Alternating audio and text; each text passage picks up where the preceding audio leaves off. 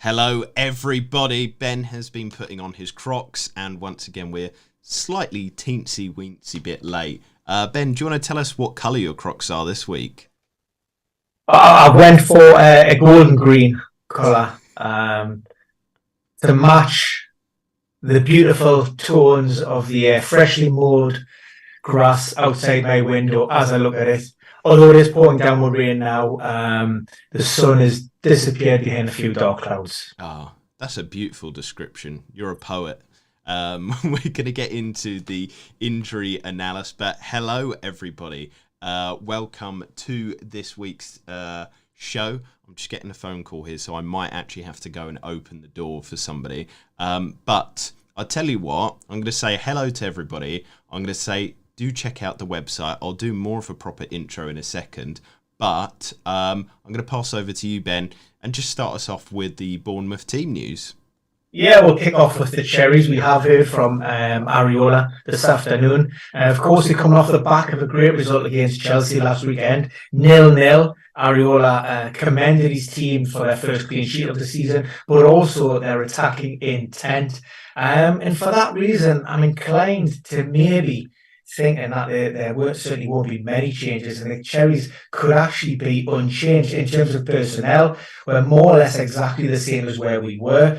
Summer signing from Leeds US international Tyler Adams. We know he had surgery on his hamstring back in March. Suffered a little bit of a setback while he was at Leeds, but he's now taking part in aspects of first team training. So while he isn't going to be ready for game week 6, we're probably maybe only a week or two away. Another summer signing, Alex Scott from Bristol City. He arrived with a knee problem. Areola said that's completely different, and it's also in terms of that return to play timeline, he still looks to be a fair way off. So we're not expecting Alex Scott to be pushing anytime soon. Jason's back in the house as we've just completed Bournemouth. So yeah. Yes. Feel free to take the reins. Yes, apologies on that. So I had to let my grandmother in because she was just coming back from the station, but she'd forgotten her keys. Right, so let's continue. I will sort out those echo issues in just a second. People are saying that you're echoing, Ben. So good that they're hearing you twice. So, as I always say before we get started, but I had to shoot off there, if you do have any injury questions and they're not covered in this live stream, do head over to the Premier Injuries website. We've got all the team news on there, and like we're going to do here, we're going to go through everything alphabetically. Like you see there, Ben has addressed the Alex Scott situation, but it's also there. And then if not, you know, those aren't answered on there or in the live stream, you can always tweet me or Ben as well after the show. But let's head on over to Arsenal, and there's so many questions about them. I think a lot of interest in Gabriel Jesus. I think you're more confident than me in him starting. So I think it's not sure. And then the David Raya situation. I mean, there's a lot of kind of unknowns there with Arsenal. What do you think on them with injury news, team news, squad news? Where to start, Jason? Gabriel Martinelli, first and foremost. We know that's a hamstring problem. Pulled up last weekend. I think it was in around that 24th minute. So that mechanism, again, suggests it's one of the most common mechanisms for hamstring injuries. And while Mikel Arteta has refuses to rule the Brazilian out, I find it extremely unlikely that he will be available. And even if he was, he hasn't trained with the squad all week, and that includes today. And also Leandro Trossard coming in a little bit of form. 3 goals in 3 games for club and country, 2 for Arsenal over last week. For me, you know, he's nailed down that spot on the left-hand side without question. Don't want to take any risks as well with Gabriel Martinelli, just with it being a hamstring problem. If by some miracle he has been past fit.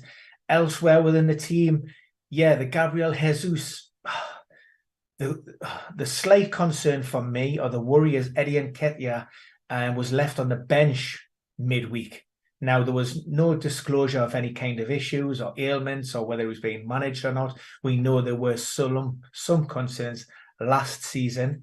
But it just plants that little bit of a seed of doubt, thinking, is Mikel Arteta keeping him fresh for that North London derby? For me,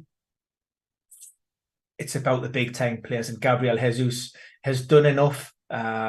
Minutes with Brazil. He's had minutes and scoring now for Arsenal.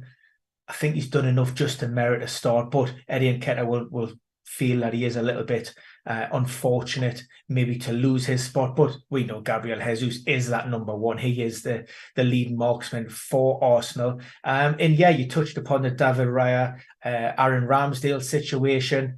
Of course, Mikel Arteta has a lot of questions with regards to who he's going to opt for this weekend. It was a little bit of a surprise to everyone that David Raya was to come in, and he's came off the back of consecutive clean sheets. Now, you might have a different opinion. You're an Arsenal supporter, but for me, I'm not a fan of Aaron Ramsdale anyway. I think he's an okay shot stopper. But I think sometimes his decision making is questionable, and I also think that with his feet, he certainly isn't anywhere near as good enough as David Raya. And Arsenal just look a little bit more assured and confident in and around with that back four. And for me, and for that reason, I think David Raya starts. But like I say, I may bow down to your superior Arsenal knowledge on this one, Jason. No, I think the problem with Arsenal now is it's almost like comparable very much to Manchester City. I think that's what Arteta wants there. He wants people vying for positions. I think he's even gone more Pep than Pep with even the goalkeepers vying for position. I do agree, Raya looks better. I think he's a better fit for the way that the team play at the moment. And so I do agree with you there. I think, it's going to be almost his place to lose now. Rather than that, and maybe Ramsdale is going to be that backup cup goalkeeper, and hopefully he's all right with kind of, I guess, playing that role there, because quite often now are these players happy enough to be a squad player? They will be playing, I guess, almost half the games a season if we go deep into cups, but is that good enough? I really don't know. We do have a question here, and I think my discussion here goes on to that as well, as like Fabio Vieira, GV has said, if he starts regularly in the Premier League, he'll be a good, cheap midfielder. But I think almost every player there, apart from maybe Ødegaard and Saka, everybody's kind of up for rotation. I'd say even Gabriel Jesus, just because I think in certain games, tactically, Arteta will switch things up. Like you said there, Jesus is the big game player, but then in certain scenarios, maybe he'll want what Nketiah brings to the game. I think all the defenders there, we saw Gabriel, the defender in the team, was kind of rotated at the start of the season. You and I debated whether that was because of links to other teams and whatnot, but also it showed the tactical malleability of the team that he could do that. And so even the likes of them are up for rotation now as well. So I would, if I was getting any Arsenal assets, I'd only go for Ødegaard and Saka anyway. I mean, would you agree with that, Ben? Yeah, I'm probably with you on that one, Jason. Maybe Saliba in that back line. If you had to go, I think of all of those, of that back four, then Saliba looks to be the player that's locked in as such. Zinchenko, he's had his ongoing injury problems and comes under threat from Tomiyasu. Even Ben White to an extent as well, potentially at risk, particularly if he's playing at right back as well. So maybe Saliba for wanting to dip into that Arsenal defence. Yeah, so we shall continue from Arsenal on to the next team, Aston Villa. We've got a couple of questions with them already. Some people are looking at Alex Moreno, and I guess, there's the rotation risk there with Dinnery because he's playing damn good as well. But what is the latest injury news there for the Villains? Yeah, of course, the Villains played in the European Conference League, or Conference League on Thursday night. Disappointing result. Unai Emery named a fairly strong lineup, just 5 changes to that team. But unfortunately, like I say, it came off the end of a disappointing result. You mentioned Alex Moreno at the head of that preview. Returned to the matchday squad last weekend, but I don't see him ousting Luca Digne at any time soon. He's been in great form and indeed got himself a fantastic goal as well on Thursday night. So for me, he's really sort of relishing this battle and this opportunity, to pit his wits against the Spaniard who's returning off the the back of a lengthy hamstring problem. So he looks locked in for me. I don't really see too many changes from the Premier League result last weekend. Of course, that was a late win over Crystal Palace, if I recall correctly, with 2 goals in time added on. Maybe Zaniolo or Leon Bailey are the 2 that you could potentially look at, and that would mean a slight tweak in the formation. A lot of people talking about Duran as well, got himself an early goal last night, and some of the chatter that I did see was suggested that Ollie Watkins was maybe his place is under threat in that starting 11. I certainly don't see that at this moment in time, but he's certainly an option for Unai Emery. And if he does go with one up top and maybe a 4-2-3-1, then Ollie Watkins, might be the player that isn't essentially not locked in for that 90-minute role. I don't know. I can't see Watkins really being in and out because he's so essential to the way that Emery plays. He's looked so good as well.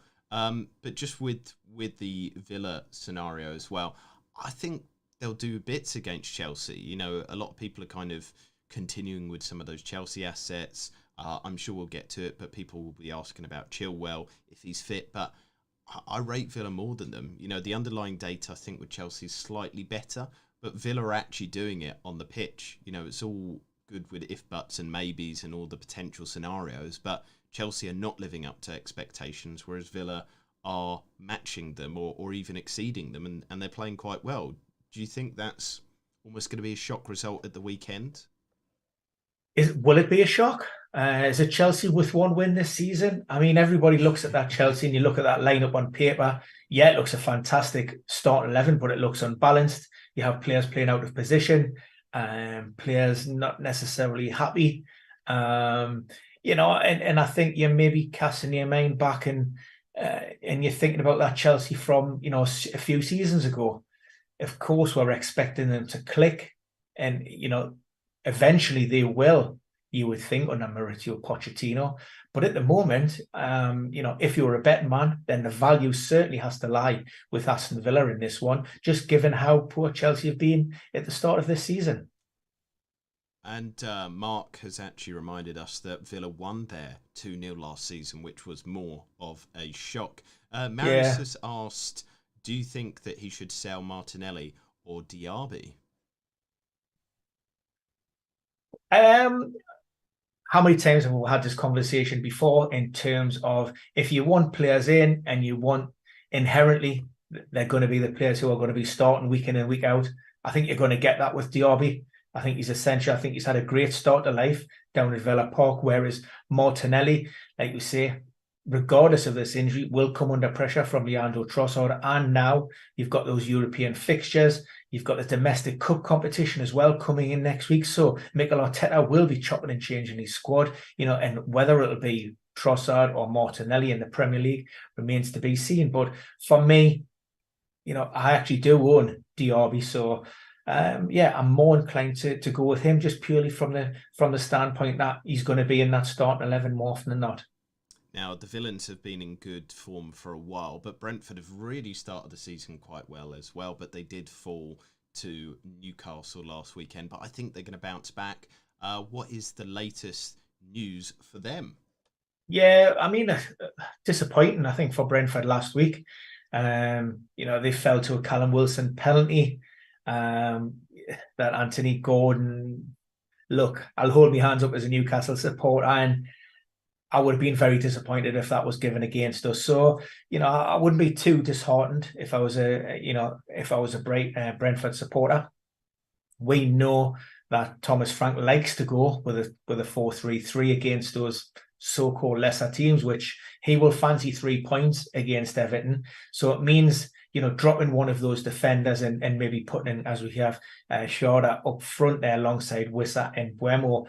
I have Ben Mee starting. Now, he's actually forced off at St James's Park, and there's been no mention of an injury or update. So we have to assume that he is training. I mean, it was just a knock. It didn't look to be too serious. So I do have Ben Mee starting if it was something which Thomas Frank, wanted to let slide under the radar and he didn't want to bring up because he's such an important player. Then you would expect Nathan Collins to come back in. We also know that Rico Henry has been ruled out for the season. potentially that's an ACL injury. Called that at the time. Didn't look great. That left leg slid on that greasy turf and the knee buckled. So certainly ACL involvement. He will have knee surgery on that. So Aaron Hickey will switch flanks, probably on the left-hand side, and on the right back berth, we have Roslev vying with Christoph Ayer for minutes. Roslev gets a nod as Ayer's just coming back from injury. There you go. So that's the latest on the Bees, and they are playing this weekend. Everton. It's a good opportunity for them to kind of bounce back, rebuild that confidence, and continue on what has been a fairly good streak for them. Brighton up next, and a lot of people will be disappointed Ferguson isn't up there, João Pedro isn't in there. What is the thinking behind this, Ben? De Zerbi. De Zerbi is the new Graham Potter in terms of rotation.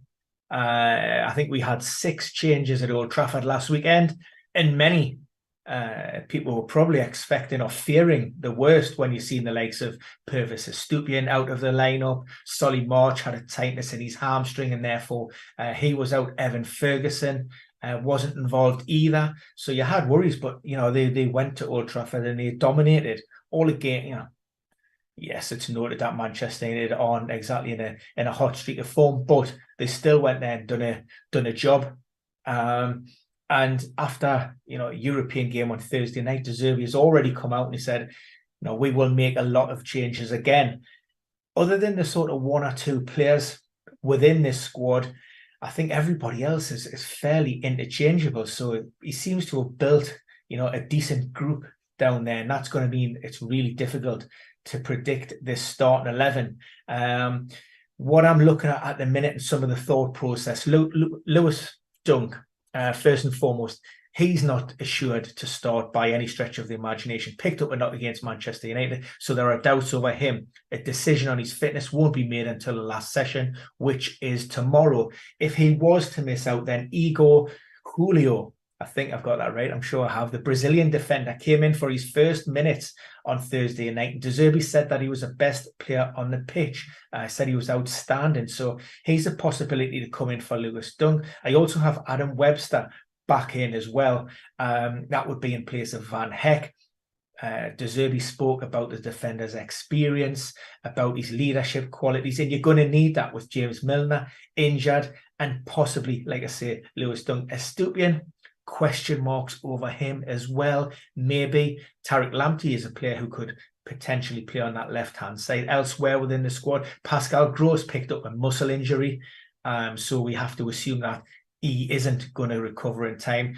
Dahoud played at Old Trafford, missed out on Thursday. Billy Gilmore probably comes in. I have Danny Welbeck over Evan Ferguson. Ferguson has been managing an ongoing loading issue with his knee, but went down with a late illness, which kept him out of Thursday's game as well. So certainly isn't 100% at this moment in time. There you go. That is the latest there. We do have a question, though. Could Lamptey keep his place? Absolutely. Look, I think this is one that I'm going to have a little bit of a think on this one. I just got a feeling Estupiñán, Purvis, may not start. I'm going to have a look, see if I can sort of dissect some of De Zerbi's full transcript from his press conference and see if I can maybe get some kind of lead on that one. But Tariq Lamptey is a player that I could potentially throw into this starting 11. Absolutely. Interesting. I mean, Brighton seems to be presenting all sorts of problems. On your Athletic Q&A, somebody was speculating whether Mitoma would be dropped. Is that a possibility? Yeah, look, I don't think anybody's place in that start 11 really is nailed down 100%. Mituma's played a lot of minutes, involved in the recent internationals. So, yeah, look, he's one that you may say is due a little bit of a rest. Right. The goalkeeping situation as well is a little bit of a nightmare. I do have Bergud in there, but Jason Steele has started the last 2. Yeah, it's a very difficult one. I'm putting my faith in Mitoma, though. Let's continue over to Burnley. Again, not much interest in them, but what is the latest there? Yeah, the latest is it was a great performance at the City Ground against Nottingham Forest, who are coming off the back of that win at Chelsea. So for that reason, we just have one enforced change. We've seen a late sending off for Lyle Foster. Vincent Kompany didn't seem too bothered by the absence of his strike. He said that opens the door for a few, other people to potentially come in. So, like I say, I've kept changes to a minimum, and that's how I see them lining up. Although, again, there's one or two that I'm not sort of confident with. We have seen a lot of chopping and changes with regards to formation and personnel from Kompany so far this season. Now we're on to Chelsea, and I think they've lost a lot of appeal that they had at the start of the season. Is the 11 hard to choose? And, I guess, would your advice be don't stick with them? Yeah, I think so. I mean, there's a couple of positions up for grabs, as it were. The Mudryk one is one that it's we didn't really see him coming in for Ben Chilwell last time out.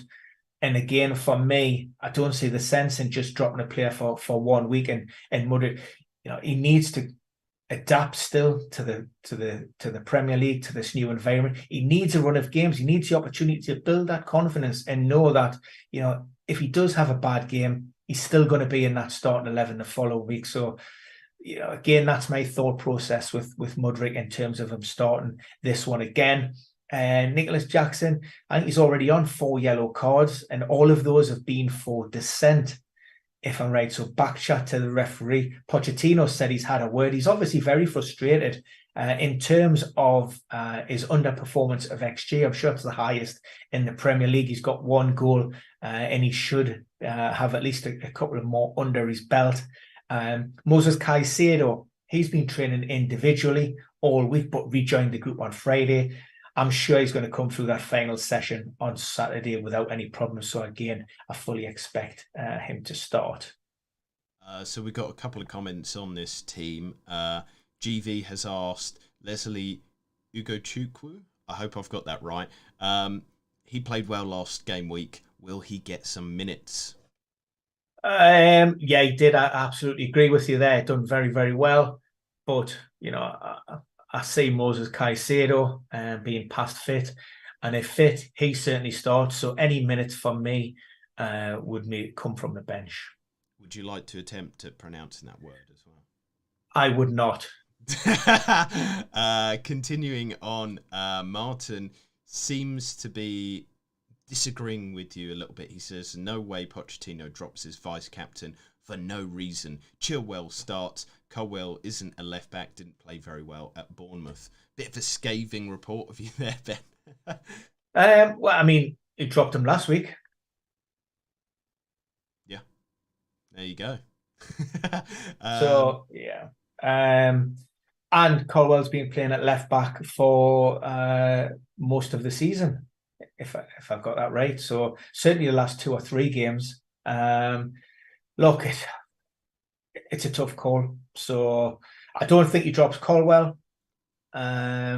If Chelsea had been involved in European football this season, for me, it would have been an easy option. I would have put Colwell in. I would have dropped Thiago Silva, just given the fact that he's, in the twilight years of his career. And then I would have started Chilwell. But because we haven't got that build-up of load through the number of games, I think that makes it even more difficult, to try and predict this Chelsea squad. So it may come down to performances and training.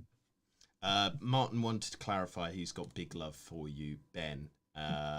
So let's continue. It's all opinion. Everybody's opinion's as good as anybody else's is valid. This is just one, and more often than not, it's pretty crap anyway. Crystal Palace are up next. What are your fantastic opinions on this? Because I think you have lovely opinions, Ben. Slightly biased, Jason, but I will take every comment that you can lay on me. Couple of updates. Jefferson Lerma hamstring problem, still not training, so he's out for the Eagles. That more or less locks Will Hughes into that midfield alongside Decore. We should see Mark Guy back. He's recovered from that hip problem. It was Chris Richards who got the nod over Rob Hoden last week, but I expect him to drop out for Guy. Palace have been fairly solid in terms of their lineup this season. So, like I say, Roy Hodgson back in the hot seat following illness. Jordan Ayew passed fit after a dead leg. So maybe just the one change for me. We've got a lovely comment there from the disabled team. He says, please drop a like if you haven't already done so. It'll help the channel. Really does help us. Like it, share it, just get it out there so that we can grow and help give you even better content. So moving from Crystal Palace to Everton, like we said, they're in a bit of a struggle. They're playing Brentford this game week. Probably will be another tough game for them. But is there at least a booster with the injury news? Generally speaking, the Everton squad is looking fairly good. Jack Harrison on a season-long loan from Leeds, I believe, with an option to buy. He's progressing. He's working outside. He had been with the sports science department, but he's now taking part in elements with the team. But in terms of pushing for a start, that's not going to happen, but maybe there's an outside chance of him getting some minutes. He should be a good addition to that Toffee squad. Dominic Calvert-Lewin, the question had been broached about Sean Dyche. We know from his Burnley days, he loved a 4-4-2. Could he line up with Beto and Dominic Calvert-Lewin up top? Well, certainly at some point in the future, but Calvert-Lewin's still, trying to get up to top speed, having suffered numerous injuries, the latest of those being that fractured cheekbone. And finally, at right back, Mykolenko probably locks in at left back on his performance last week, although not great against Arsenal, but encouraging in aspects. Ashley Young ahead of Nathan Patterson. That's a bit of a close one, but I understand Sean Dyche isn't confident when it comes to Nathan Patterson and his defensive capabilities. So you're saying there with Everton, 4-4-2, what would happen with the midfield there? Would Danjuma be dropped or Decore? I guess we don't really have to think about that now at the moment. But what is your consideration there? The consideration is I hope there might be one or two injuries in that midfield to make the decision a little bit easier for me. Very good point. And as always, we'll keep you up to date with that. Fulham are up next. What's the latest for the Cottagers? Yeah, left back Anthony Robinson, or Jedi, as Marco Silva keeps on referring to, the US international. He missed out last week due to a slight muscle problem.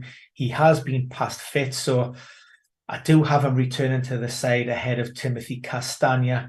Fulham eked out a 1-0 win last week. That was on the back of Carlos Vinicius coming off the bench and scoring. So therefore, I have him coming into the team ahead of Raul Jimenez, who, unfortunately seems to be stuck in that malaise post-head injury from those Wolves days. And now, just cannot seem to find, that form of pre-injury. Fingers crossed it does happen, but I just think, like I say, Vinicius probably presents more of an attacking threat at this point, so that's why he gets to lead the Lily Whites front line. There you go. So moving from the Lily Whites to Liverpool, and again, this is another one that is difficult to predict, especially because Darwin played quite well in the Europa League as well. Yeah, Darwin's the big one for me. You're certainly not going to drop Salah. And, he was rested in minutes from the bench midweek. Gakpo and Jota played no part at all, which was my initial thoughts and what there must be, in terms of a start. But Darwin Núñez has been great, since coming off the bench at St. James's Park back in game week 4, I think it was, game week 3. So he's been fantastic form. So that's the conundrum we're in. I could potentially look Gakpo to Curtis Jones and put Gakpo in midfield with Darwin Núñez in attack. I just don't know. And of course, in that backline, Virgil van Dijk, of course, starts. He served his 2-match ban. Who will his partner be? I do have Konate in there. I mean, we know that it was a hamstring problem that kept him out of the recent internationals. He's just returned. So if there are any concerns with him playing games in quick succession, although he did come off on Thursday night, then it's probably going to be Joel Matip who starts ahead of maybe Gomez. If Trent isn't fit, and I expect Trent to miss out. And it could be, like I say, Joel Man. Or is it Ko? I'm going to butcher his name. Is it Kwan, the young Liverpool defender who made his debut last time out? Say that. That'll help. Kwansi. I feel like Paul Merson now. I honestly do. Yeah. Well, I think ridiculed for my pronunciation. No, I mean your opinions are much better than him. Like, you could put a microphone next to a toilet and it would produce better content than Paul Merson. But you know what? What a great guy, though. Yes, I've been on the drink a couple of times with him, and I must admit I had a couple of fantastic nights with him. I'm sure he's a nice enough fella, but he should not be doing football analysis, is all I'm saying. In terms of it with the Liverpool team, then you're saying Trent Alexander-Arnold will be out, but we do have a question from Martin. He says after the international break, he believes Luis Diaz becomes essential. He thinks he's the best winger in the league, in his opinion. What do you think on that? I love Luis Diaz. I think he is a great player as well. But yeah, we've got potentially 5 players going into 3 in that Liverpool attack. And if it's a case of managing minutes, managing load, then that's how I see this front 3. But on an ordinary day ahead of a clear week, when we haven't had any European fixtures or domestic cup, then yeah, Luis Diaz starts with Núñez and Salah. That would be my first 3. And I think Salah, we do have a question again from Martin. He says he believes that Salah alone isn't sufficient to cover Liverpool because, they're playing very well. The attack is doing well. 12 goals already this season. We've talked about Gakpo. We've talked about Jota. We talked about Diaz there. You've got Salah in your team. Hypothetically, who's the other one that you would go for if you had to select one? I mean, I love Luis Diaz. I really do. If you said gun to the head, you have to pick someone. I think over the course of the season, Luis Diaz. On current form, I think Núñez.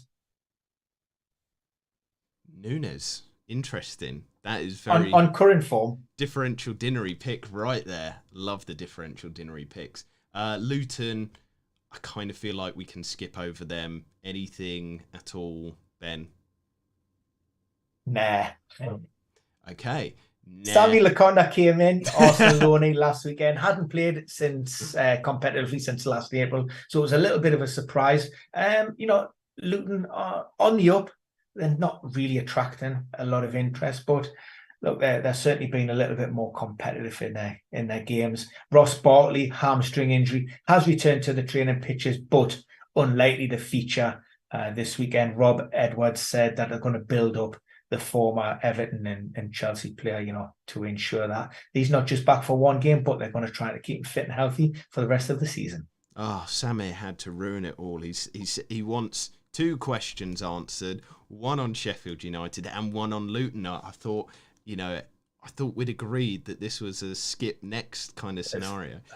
No, I'm only joking, Sammy. He says thoughts on Luton's Mads Anderson and Sheffield United's Gustavo Hammer as differentials. He has 2 free transfers, but might just take the sensible option in swapping Romero for Botman. I mean, Romero for Botman's a great option. I can understand why you're going for Anderson, because obviously with the double game week next week, just my thoughts on it before handing it over to you, Ben, is people are making these transfers, for one single double game week of 2 pretty bad teams. I wouldn't get too excited about it. It's literally probably the most boring double game week that there is out there. I'm just trying to think of a way that I can word this politely. In terms, listen, and I mean no disrespect. When you say I mean no disrespect, it means that you're going to disrespect. Listen, it's going to be a struggle for Luton all season. And if I was going to dip into their team for whatever reason, I certainly wouldn't be to looking at their defensive assets. They're a team that's conceded 4 goals in 10 goals in their 4 games so far. I think they're going to be at risk of conceding, in every single game. So why would I want the misery of one game, never mind doubling that up and having the possibility of being double bubble misery? So Anderson for me is not even on the radar. So just sorry, people, there seems to be some homophobic comments made in the comments there, so just removing them because we do not tolerate that on this channel. We're going to move it swiftly on though, and I hope nobody is upset about that. Manchester City though, let's talk about them. Yeah, it's a difficult one. And I suppose the big question, which people ask, there is no Nathan Ake in the starting lineup. I made the call last week. I think I got 11 out of 11, which I was very proud. Give myself a very big pat on the back with that one. The Dutchman, as we know, came into the season with that slight sort of niggling hamstring problem. And I just think with that strength and depth in that defensive backline, there's no need for Pep to take any unnecessary risks, which is why we have Akanji back in there and Guardiola at left back. The other sort of talking points or positions up for grabs. Mateo Kovacic is still struggling with that lower back issue. Calvin Phillips could come in, but I think Nunez is a better option. And hopefully, as I say, everybody else pretty much is nailed down in that team. Jack Grealish is pushing for a return. That's been a knee injury, but in terms of that sharpness and fitness, it's not somebody that I expect to come straight back into that starting 11. So continuing, we do have a question from Chem. I think he's asking about John Stones' potential return. We were kind of promised he'd be back after the international break. That hasn't happened yet. What is the kind of scenario there, Ben? And I guess related to this is because of Nunez joining the club, he's kind of in that position. Walker's just signed a new contract. Is Stones going back into the kind of rotation risk under Pep once again? Whereas last season we were like, oh no, he's been brought in, he's playing the Pep style. Pep changed the way that the team plays, whereas now he's brought in some players maybe to allow that not reliance on John Stones. Yeah, I think he's always going to be an option in that so-called hybrid role, which he adapted so well to, and there were some great performances. And you've seen John Stones playing a lot higher up the pitch, getting involved, getting himself the odd goal, the assist, and he was fantastic. But like I say, with Nunez and Calvin Phillips to an extent, who looks to be a lot fitter than he was, and Rodri, who's playing out of this world, and even Rico Lewis, who's been deployed in that position on several occasions. I just say start John Stones or Honest Stones, or probably moving back to that more central role. This hamstring injury is going on a little bit longer than initially anticipated. He's still not ready, but again, they don't need to take any unnecessary risks and push the player too hard, because if there is a setback or a recurrence with that injury, we're looking several weeks and potentially even months on the sideline. So let's take our time, let's get him right, and we might have an appearance before the next international break. We did have a really good cheeky comment from Maris. He said Pep didn't mention which international break. So maybe he's not lied at all. Maybe Pep has told us the truth, and it could be an international break way off in the future. Manchester United though, and again, I was watching your The Athletic, forgot the name of the publication there, your Q&A there. There's a lot of interest in Højlund. I don't know if I'm missing something here. You answered pretty kind of down on him as well. So at least we share not being interested in him. But yeah, a lot of people are saying, I want to rip up my team and bring him in, or bring him in on a wild card. Am I missing something? Man United are not playing good at the moment, are they? Well, yeah. I mean, first and foremost, you forget about the individual. Let's look at the team. And why would you want to be sort of backing anybody, given the fact that there seems to be a lot of unrest off the pitch, a lot of unhappy squad members.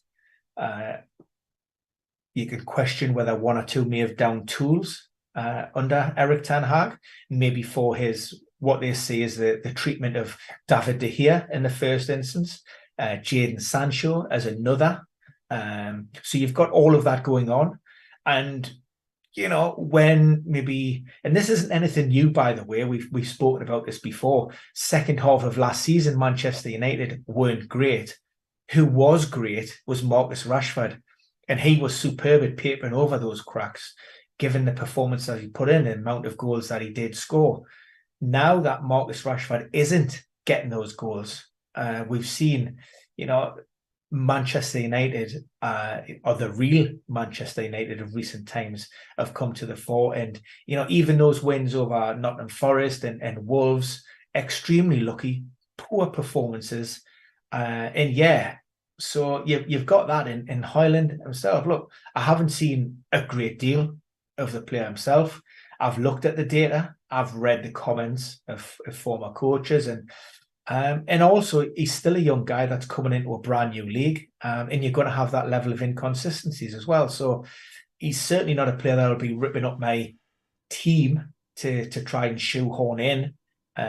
Look, he may be a prospect in the long term, but for me, I'm not going anywhere near those United assets.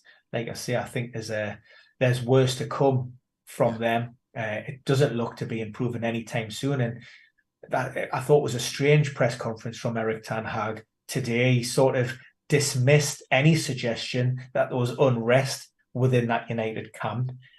He straight batted away comments about potential leaks.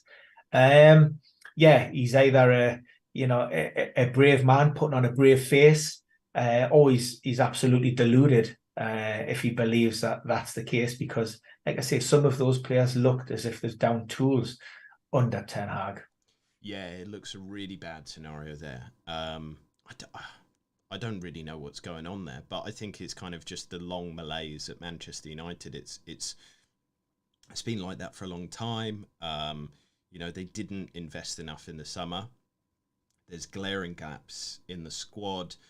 It kind of seems to be the perennial news headline as well, that manager X, whoever's in charge of Manchester United, did not get the players that they wanted. The club, cheapskated the manager, or just didn't buy anybody at all. It's been with every manager since Alex Ferguson, and even under him as well. The Glazers were not ones to really put their hand in the pocket.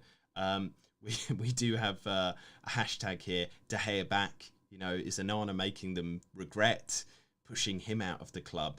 But also, we do have a lot of agreement here. No Højlund here for me. I'd rather keep Jackson, and that's a big insult because nobody likes Jackson at the moment. Martin has said, deluded Manchester United fans, and Rashford never worth the money. It does seem interesting. And Giandre has said, the defence is bad, but I like Dalot. Should be nailed with Wan-Bissaka out. I think every asset there is pretty much an avoid. But one that is really kind of garnering attention is Newcastle United. I think one player who's a massive differential is Callum Wilson, if he can keep his place in the squad, because he does look good. He looks brilliant. Obviously, last game week it was a penalty, but I don't know. I feel that Newcastle play way better with Wilson in the team. Obviously, you asked me my opinions as the Arsenal expert. Now I'm switching it over to you as obviously the Toon expert. Talk us through Newcastle's injury news, but also your thoughts on Callum Wilson staying up top. Yeah, Wilson also had a goal disallowed. Don't forget, there was a bit of a goalmouth scramble. Said to have nudged Flecken, which was never... look, I'll hold my hands up and say the penalty was dubious, but never in a million years should that have been disallowed. So maybe unfortunate not to get himself a brace on the night. Got the man of the match performance on his first start of the Premier League season, and his minutes per goal ratio since game week 29, I think it was the end of the March international break last season. No player can better that, not even Erling Haaland. He's been absolutely fantastic. I think of the... what are we talking? Maybe 17 performances. I think maybe 11 of those have all came from the bench. And his record's been outstanding. So I'm a big fan of Callum Wilson. Didn't start in Milan in the Champions League on Tuesday, and that's due to more, again, load management. Didn't really train properly. Long gone are the days where Callum Wilson can play and start in games in quick succession. So that was more of a management issue. Therefore, I fully expect Callum Wilson to come straight back into that starting lineup. We just have to be concerned again around, when those fixtures are coming thick and fast. So Callum Wilson to start this week, but next week, in the Carabao Cup against Manchester City, I wouldn't be surprised if Alexander Isak got the nod and Wilson was on the bench once again. It's tough. And we've got a few comments here. Somebody, I can't remember who, yes, it was Jandre, he said, Ben, you're killing us here. Everyone moved on Gordon, now you have Barnes starting. I think the problem here is it's so similar to like Brighton, Arsenal, Manchester City. The squad is really good now. There's a lot of good players in there. And you just, I guess what you always say and what we both say quite often is stick with the definite starting players. You know that back line at Newcastle's good, that they'll definitely start. And then the others further up the field, it's a lot harder to decide, really. Look, I'm a big fan. I thought Anthony Gordon's been excellent this season. He's really benefited from that tournament with England, with the under-21s in the summer. Arrived with with a load of confidence that give him a big push. He's been fantastic, but he's played a lot of minutes. And Eddie Howe, I know the squad hasn't trained fully. Those players who were involved out in Milan haven't trained fully and will not train fully ahead of Sunday's game. So this is going to be new for Newcastle in terms of having to manage those players and how he integrates those on the fringes of the first team and those who actually start the minutes. And this is all new, so it's going to be a little bit of a learning curve. And me thinking around that is, like I say, Anthony Gordon maybe just needs to be taken out the firing line just in terms of that. With, Miggy Almiron, who's looked great coming off the bench. He looks fresh, he looks sharp. I think he could just be thrown back in there, freshen it up. But look, there's a couple in this team which are 50-50 calls. Tonali not involved. I have Elliot Anderson. I do think Sean Longstaff will start. We know Joe Linton is probably out for next week as well. So maybe he returns before the break. Like you say, that back four is probably locked in. But look, we've got players. We've got Jacob Murphy. You've got Alexander Isak. All of those players who are, really pushing for a start there.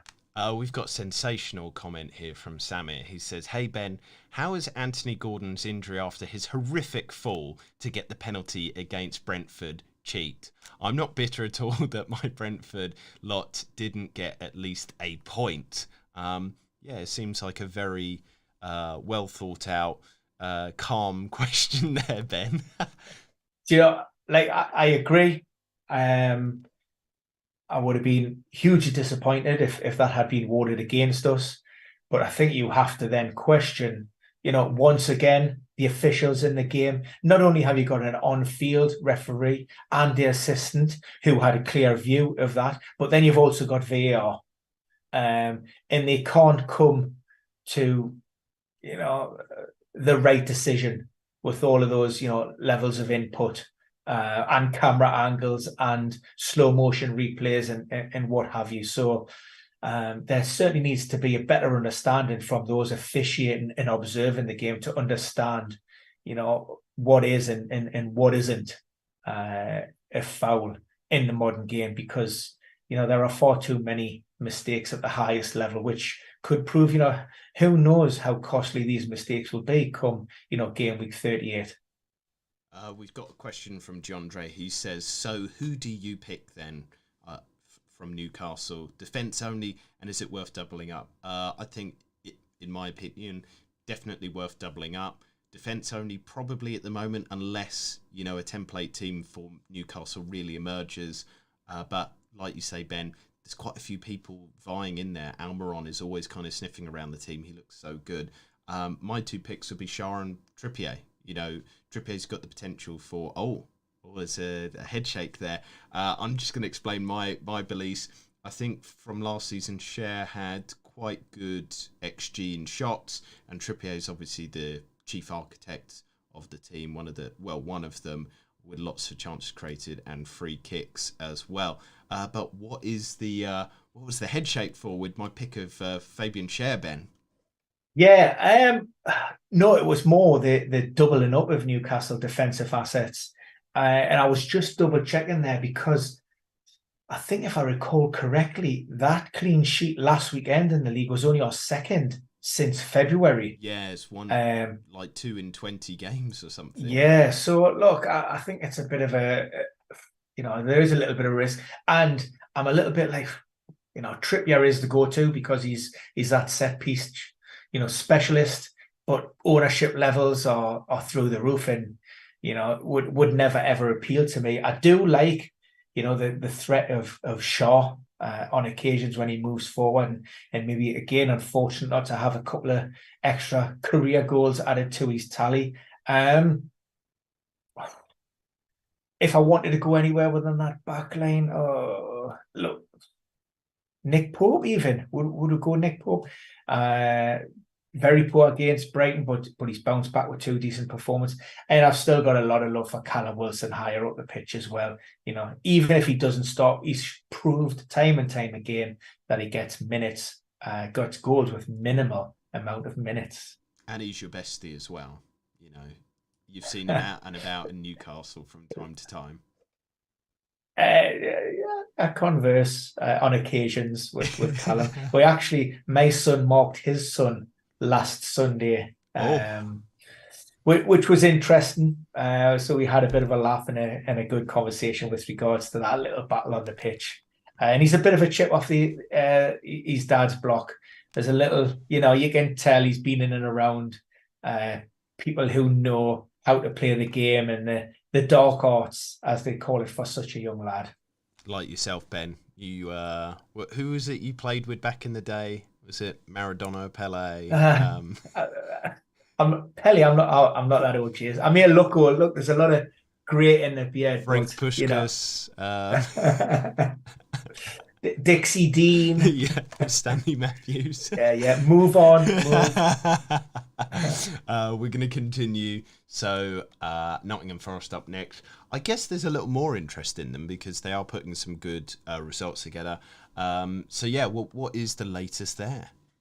This is an interesting one. Forest went to Chelsea back in what was it, game week 4, got themselves a great result in their 1-0 victory. I expect Steve Cooper to line up in a similar fashion. Of course, against the champions, it's going to be a lot tougher, and they could pack that midfield. They're going to make it really hard for City to try and break them down, and therefore I've sacrificed Elanga and put another defender in there, Willy Bully, coming back from illness. The only position that maybe is up for grabs, Ryan Yates, who's got he's got that Premier League experience. He's been there, done it, likes to mix it up. He's potentially vying with Sangara, the Ivorian international, who wasn't great on Monday night, but I have Sangara starting. We will see. Like I say, it wasn't a great performance on Monday night, but they did manage to grind out a 1-1 draw with Burnley. It's going to be tough. Callum Hudson-Odoi started, hopefully will get his second start.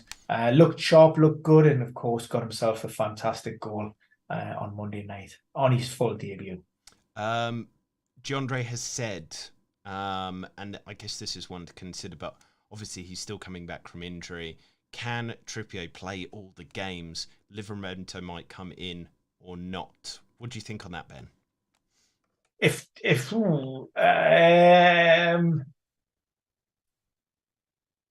I don't see Eddie Howe dropping Trippier, to be honest.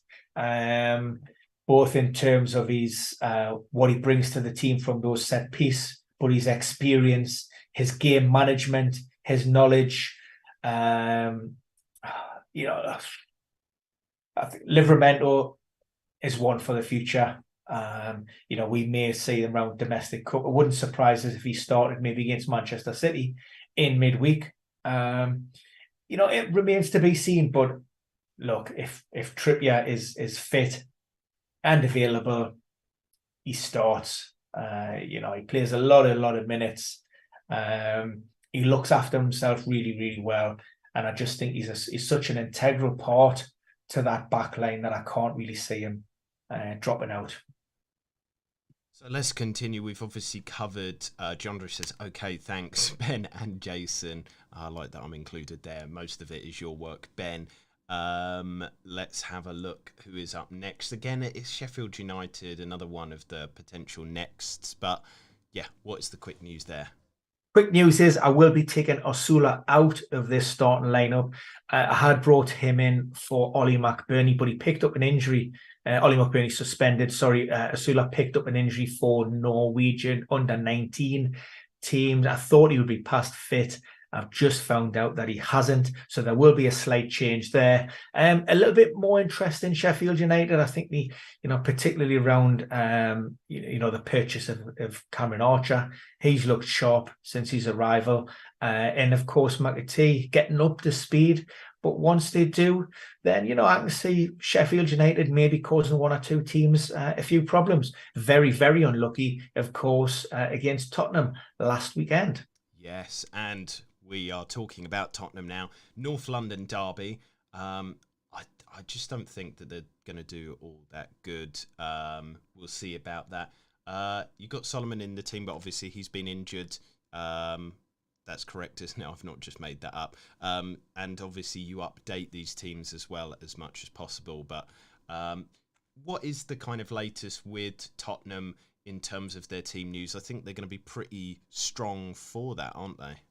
Yeah, I mean, generally speaking, they're a fairly healthy and fit squad. We know, unfortunately, even Perisic suffered what we think will be a season-ending injury. References a complex ACL injury by the club. And by complex, ordinarily what we're saying is that involves 2 or more of those 4 stabilizing ligaments, so potentially MCL, LCL, or maybe even PCL involvement in that. Now, when we're talking about complex injuries, you can almost forget about that 6 to 7 month timeline. Return to play, we're extending beyond that and could well go beyond that, no sort of 9 to 10 months. There may be even some meniscus damage in that, so we wish even Perisic all the best. Richarlison will be the big one.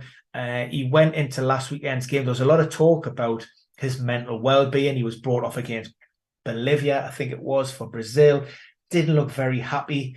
There were suggestion of some tears, and he held his hands up in an interview with the Brazilian outlet, said that the past sort of 6 months haven't been great. He would seek help in terms of trying to improve that well-being, and look, he came off the bench. He got himself an assist and a goal. So yeah, look, that would have done his confidence a world of good. So he's probably one when I look to maybe update this team that could potentially start for Tottenham. Yeah. So I hope that answers your question, Marius. Richarlison in that position. Oh yes, John Dre wants us to go back to Sheffield United. He wants to know what's the name of the number 15, the centre back. Well, I have. He said, easy. Ahmed who? Ahmedhodzic. Ahmedhodzic. Yeah, sounds good. Ahmedhodzic. Any disagreements? It's their fault. You've got West Ham up next, obviously alphabetically once again. But Jarrod Bowen, a lot of Hammers fans and FPL fans as well, the like, are a little bit worried because he was out of that Europa League match for a virus. What is the latest there? Yeah, we can never, categorically state. A little bit unlike injuries.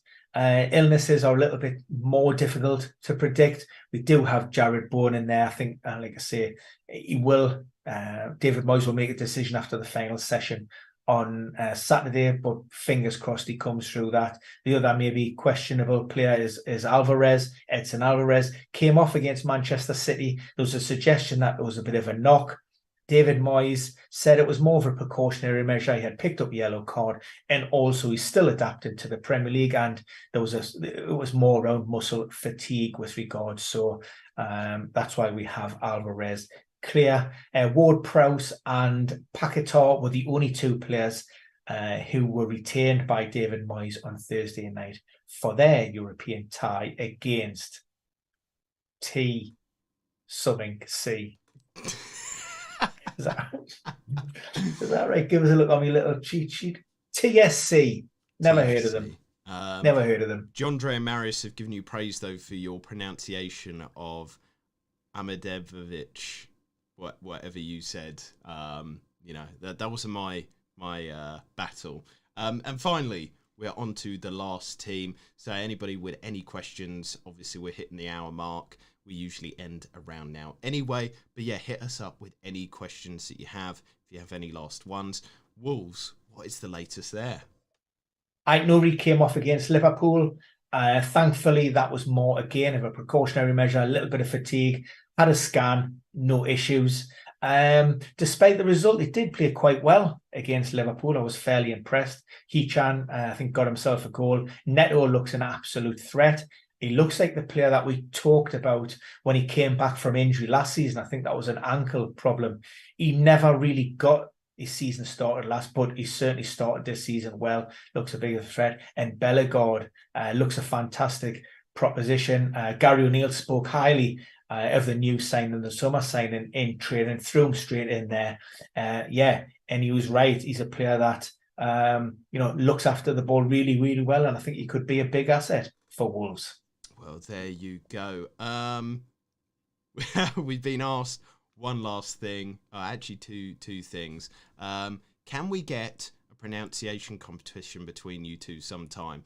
I think that could be fun. If somebody sets it up, we could do a live stream, maybe start off or finish it with questions put up on pronunciation, and then it's revealed what it is. But yes, Ben, Jason, if you didn't captain Haaland or Salah this week, who would it be? As an Arsenal fan, I've got to go with Saka.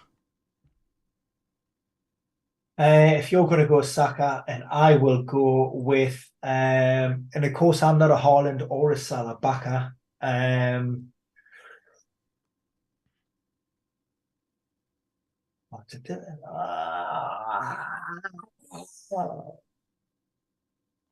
Right, I'm gonna go completely differential. I'm going Nicholas Jackson. Okay. Marius has said in Burmo, love it. We're going to live for you and leave you all lovely listeners, watchers. Have a fantastic week, and we will chat to you very, very soon. Same time next week. Have a good FPL, and also wishing you the best of health. But we will see you